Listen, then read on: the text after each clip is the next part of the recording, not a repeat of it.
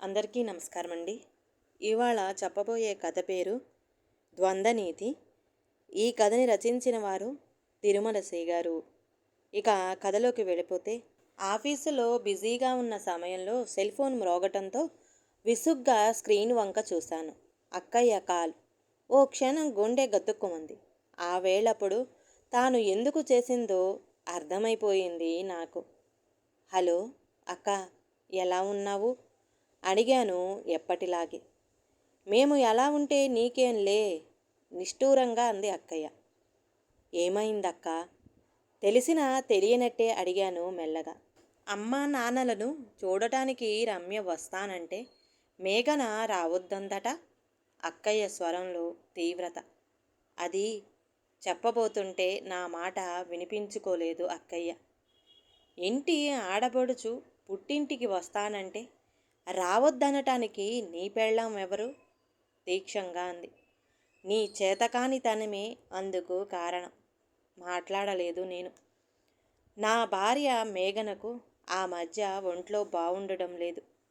బహిష్టు సమయంలో విపరీతమైన కడుపు నొప్పితో బాధపడుతుంటుంది. ఈసారి నొప్పి ఎక్కువ రోజులు కొనసాగింది. ఆఫీసుకు సెలవు పెట్టి విశ్రాంతి తీసుకోవాలన్న టార్గెట్లు మీట్ అవ్వడం కోసం వెళ్ళక తప్పడం లేదు.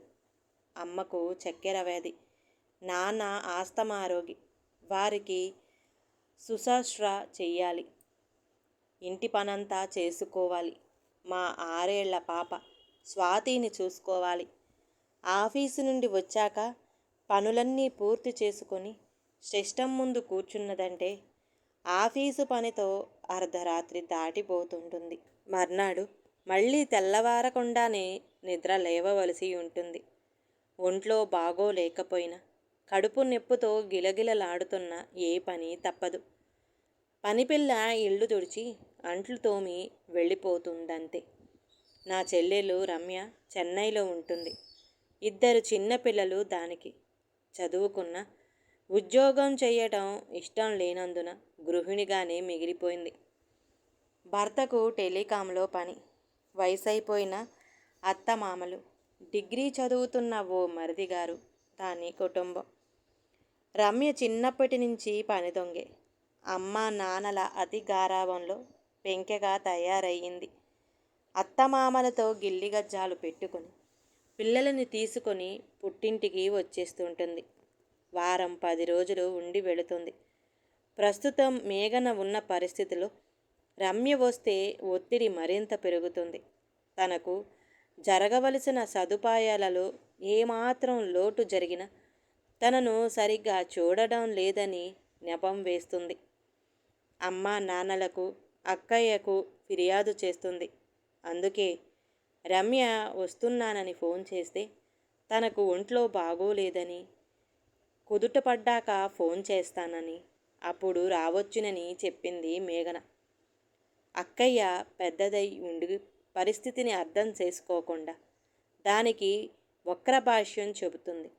మనసు చివుక్కుమనడంతో అత్యవసరపు పని మధ్యలోనే ఉన్నానని, తర్వాత చేస్తానని చెప్పేసి ఫోను కట్ చేశాను. ఆ రోజు రాత్రి నేను ఇంటికి వచ్చేసరికి స్వాతి హోంవర్క్ చేసుకుంటుంది. మేఘన ముభావంగా ఉండటం చూసి కళ్ళతోనే స్వాతిని కారణం అడిగాను. నానమ్మ మమ్మీని తిట్టింది అని చెప్పింది మెల్లగా. విషయం అర్థమైపోయింది నాకు. స్నానం చేసి వచ్చి కాఫీ కప్పుతో అమ్మా నాన్నల గదికి వెళ్ళాను. అమ్మ నన్ను చూసి ముఖం మార్చుకుంది. నాన్న చూపులు తిప్పుకున్నారు. నేను మామూలుగానే పలకరించబోతే నా మీద విరుచుకుపడింది అమ్మ. నీ తోడబుట్టినది తల్లిదండ్రులను చూడడానికి వస్తానంటే వద్దనడం అమానుషం. తల్లిదండ్రులు బతికున్నంత వరకు ఆడపిల్లలకు పుట్టింటి మీద హక్కు ఉంటుంది. వారిని రావద్దనే అధికారం ఎవరికీ లేదు. మగబిడ్డ అని కూతుళ్ళ కంటే ఎక్కువ గారాబంతో పెంచాం నిన్ను. బాగా చదివించాం. కడకు పెళ్ళి కూడా నీ ఇష్ట ప్రకారమే జరిగింది. కానీ గొప్ప నిరుత్సాహానికి గురిచేశావు మమ్మల్ని. పెళ్ళాం పలుకులు వేదవాక్కులైపోయాయి నీకు. నువ్వింత చేతకాడి వాడివవుతావని కలలో కూడా ఊహించలేదు. తల ఉంచుకొని మౌనంగా వింటూ ఉండిపోయాను నేను. తాకుతున్న కాఫీ కుంకుడు రసంలా అనిపించింది. అమ్మ అంటే ఆడది. కనీసం నాన్ననైనా అర్థం చేసుకుంటారనుకున్నాను. తనకు సంబంధం లేనట్టు ఎటో చూస్తూ ఉండిపోయారు. ఆ స్థితిలో నేను ఏమి చెప్పినా వారి తలలకు ఎక్కదు. మనసంతా చికాగ్గా అయిపోవడంతో నా గదికి వచ్చి మంచం మీద వాలిపోయాను. కళ్ళు మూసుకుంటే బుర్రలో ఆలోచనలు సుళ్ళు తిరిగాయి. మొదటి నుండి మేఘన అంటే అయిష్టత ఏర్పరచుకున్నారు మా వాళ్ళు. అందుకు మూల కారణం కట్నం.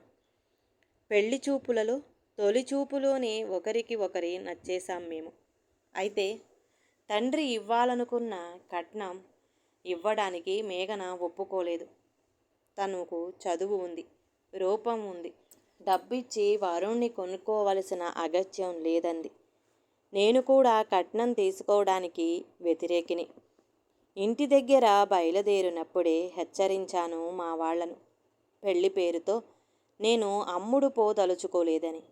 అయినా నాకు తెలియకుండా మంతనాలు జరిపారు. మేఘనను తప్ప వేరే ఎవరిని వివాహమాడనని, కాదంటే అవివాహితుడుగా మిగిలిపోతానని నేను పట్టుబట్టడంతో అయిష్టంగానే ఆ సంబంధాన్ని ఖాయపరిచారు మా వాళ్ళు. మేఘన మీద ఆ కోపం ఇంకా పోలేదు వాళ్లకు. మేఘన గదిలోకి రావడంతో నా ఆలోచనలకు అంతరాయం కలిగింది. ఈ వేళప్పుడు టీవీకి అతుక్కుపోయే శ్రీవారు బెట్టెక్కారు. ఒంట్లో బాగోలేదా? బహుశా నా మూడ్స్ని లిఫ్ట్ చేయడానికి కాబోలు మేళమాడింది. జవాబు ఇవ్వలేదు నేను.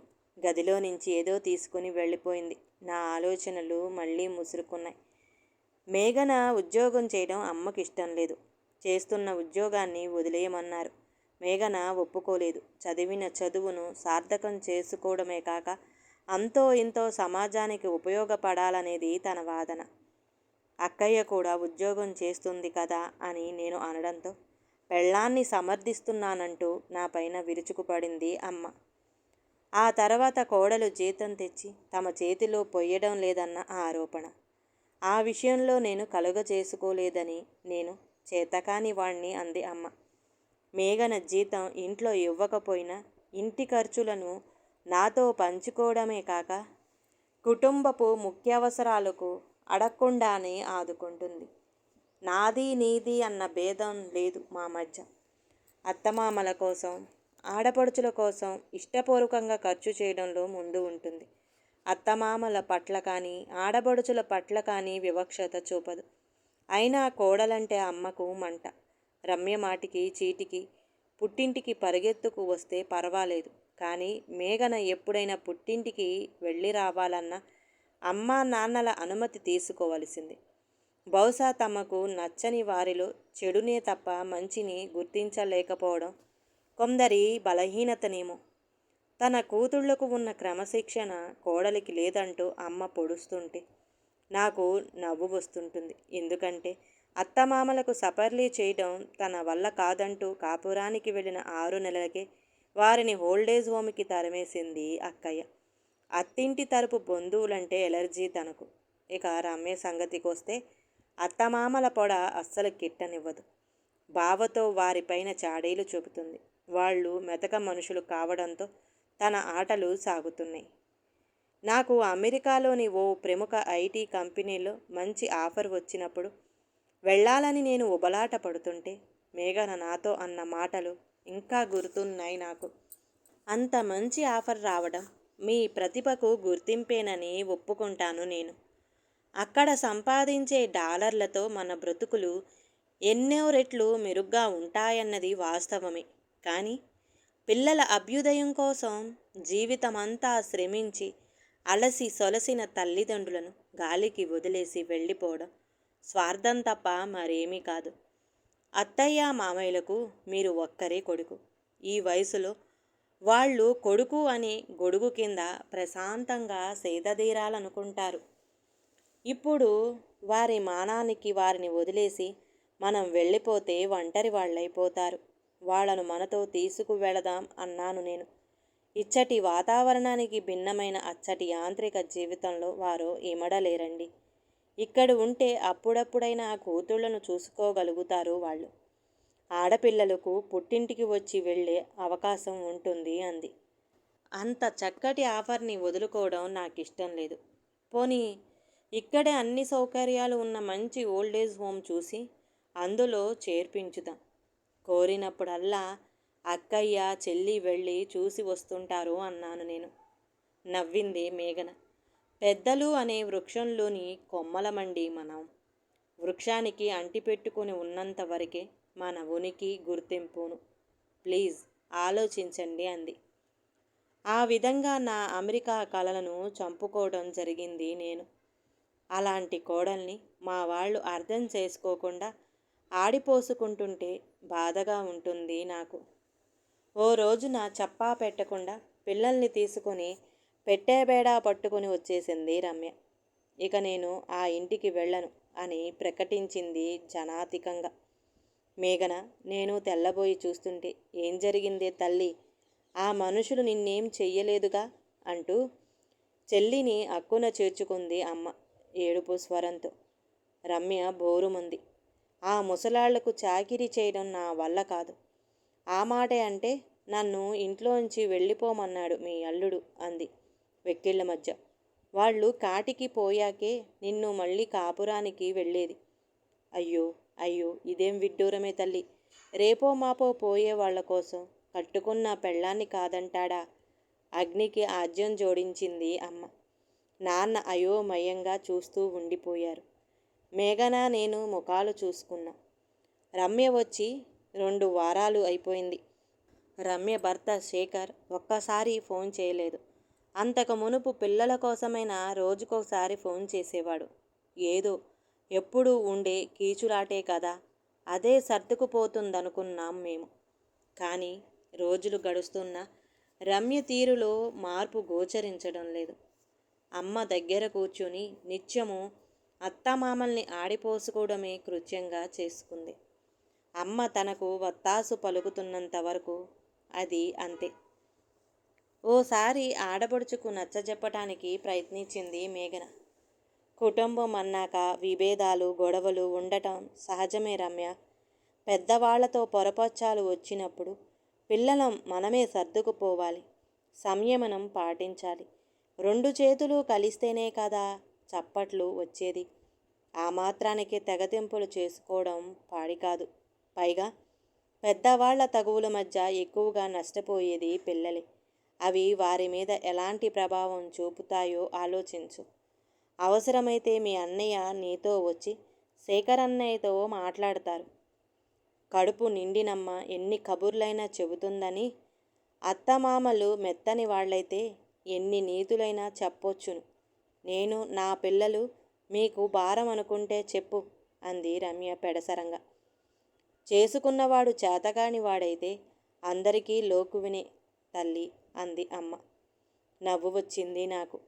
పెళ్ళాం మాట వింటున్నానంటూ నన్ను చేతకాని వాడినంది. ఇప్పుడు పెళ్ళాం మాట వినలేదని అల్లుణ్ణి చేతకానివాడు అంటుంది. రమ్య వచ్చి నెలైపోయింది. పిల్లల చదువులు చెడిపోతున్నాయి. శేఖర్ అన్నయ్య ఎలాంటివాడో మనకు తెలుసు. ఏదో పెద్ద గొడవే అయ్యుంటుంది. లేకపోతే పిల్లల కోసం కూడా ఫోన్ చేయకుండా ఉండడు.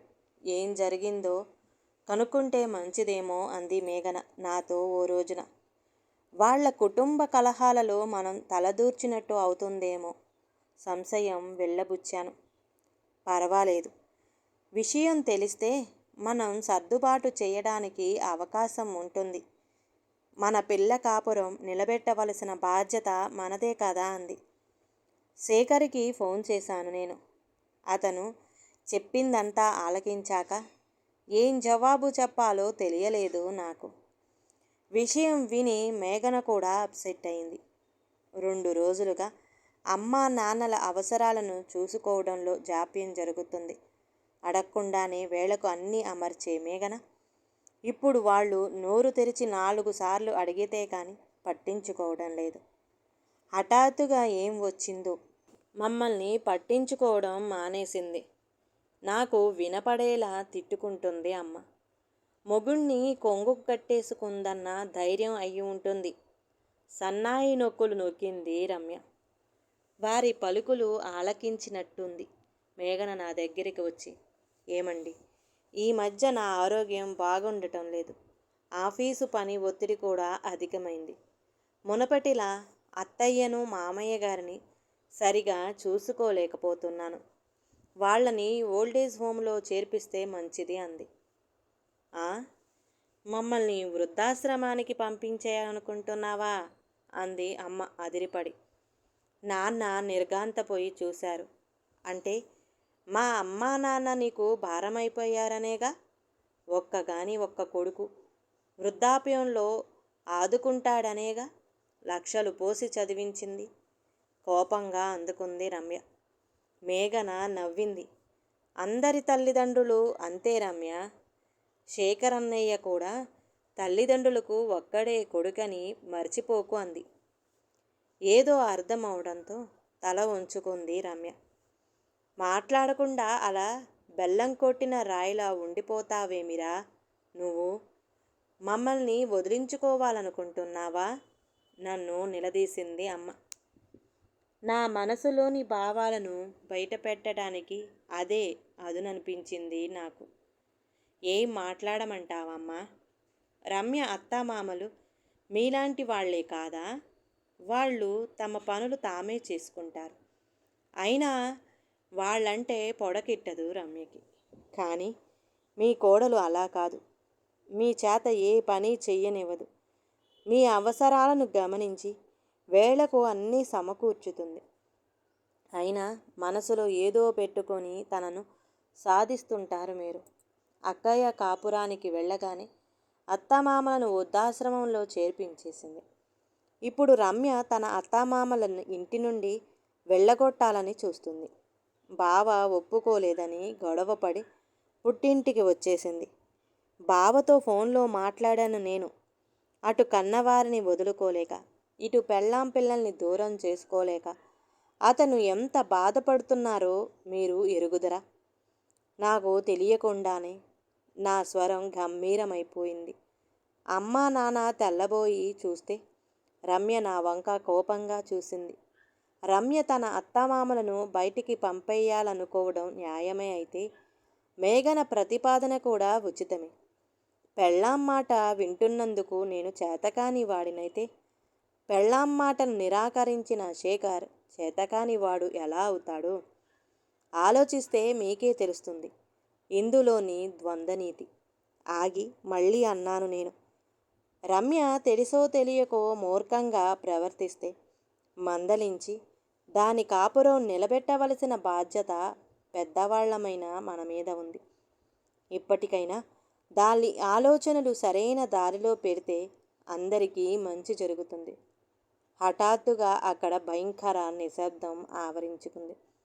కాసేపటికి అమ్మ మెల్లగా అంది, ఇది నిజం దాచి తప్పంతా మొగుడిది అత్తమామలదేనంటూ చెప్పుకొస్తుంటే గ్రుడ్డిగా నమ్మేశామేమో. నీ పలుకులకు మా కళ్ళు తెరిపించాయి. నిజమే, మొదటి నుండి మా మాటలు పడనివ్వలేదన్న కారణంతో కోడలిపైన అక్కసును పెంచుకున్నాం మేము. నిన్ను చేతకాని వాడు అన్నాము. ఆలోచిస్తుంటే సిగ్గుగా ఉందిరా రమ్య. మన అమ్మ నాన్నలను సుఖంగా ఉండాలని మనమెలా కోరుకుంటామో మనల్ని చేసుకున్నవారు తమ తల్లిదండ్రులను బాగా చూసుకోవాలనుకుంటారన్న సత్యాన్ని మనం విస్మరించకూడదు. పొరపచ్చాలు లేని కుటుంబాలు ఉండవు. సహనంతో వాటిని సర్దుకుపోవాలే తప్ప తెగేంత వరకు లాగకూడదు.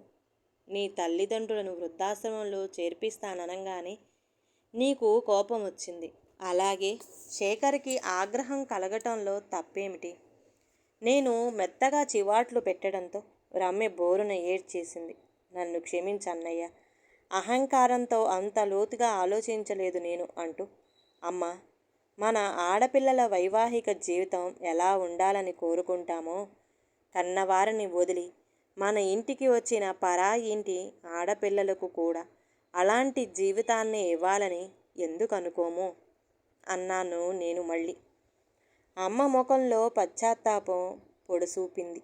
నిజమేరా నాన్న, అహంకారపు పొరలు మా కళ్ళను కప్పేశాయి. దేవతలాంటి కోడలిపైన కక్ష పెంచుకున్నాం. మమ్మల్ని క్షమించు అంది. క్షమించండి అత్తయ్య. రమ్యలో మార్పు తేవటం కోసమే అలా చెప్పాను తప్ప మిమ్మల్ని వృద్ధాశ్రమానికి పంపే ఉద్దేశం నాకు లేదు అంది మేఘన. తనని కౌగిలించుకొని నుదుటి మీద ముద్దు పెట్టుకుంది అమ్మ. నువ్వు తప్పేమీ చెయ్యలేదమ్మా.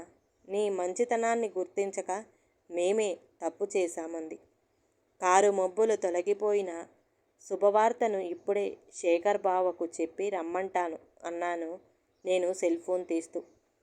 మారిన మనసుతో రమ్య ఆ రోజే అత్తింటికి పయనం కడితే మేఘన ఆపింది. శేఖర్ మర్నాడే వచ్చేశాడు. 2 రోజుల తర్వాత సారే చీరతో మరదల్ని సంతోషంగా సాగనంపింది మేఘన. మా అందరి మనసులు తేలికపడ్డాయి. ఈ కథ గనక నచ్చితే ప్లీజ్ అండి లైక్ చేయండి. అలాగే ఛానల్ని సబ్స్క్రైబ్ చేసుకోవటం మాత్రం మర్చిపోమాకండి. మీ విలువైన అభిప్రాయాన్ని కామెంట్ బాక్స్లో కామెంట్ చేయండి. అందరికీ ధన్యవాదాలండి.